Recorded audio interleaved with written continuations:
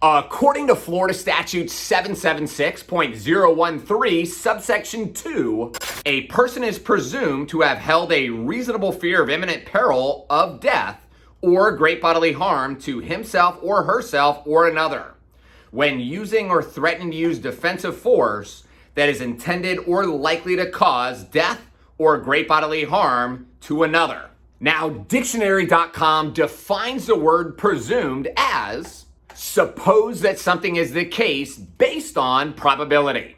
Another way to say it is that a person is assumed to have a reasonable fear of imminent death or great bodily harm if, when reading Florida Statute 776.013 subsection 2, I'm sure you also noticed the word if. This means that before you can use or threaten the use of deadly force, certain requirements must be met under the law. Florida law provides 2 statutes that must be met before this presumption can be gained. Florida Statute 776.013, subsection 2, subsection A.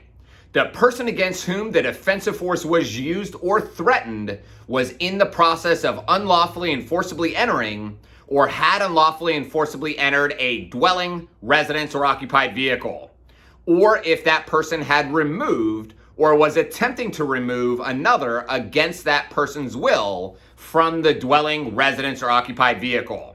The first requirement clearly states that the attacker must be in the process of unlawfully and forcibly entering, or the attacker has already unlawfully and forcibly entered a dwelling, residence, or occupied vehicle, or the attacker has already removed or is attempting to remove a person against that person's will from their dwelling, residence, or occupied vehicle. The second requirement that must be met before you can use or threaten the use of deadly force under the Castle Doctrine law is found in Florida Statutes 776.013, subsection 2, subsection B. Here's what it says.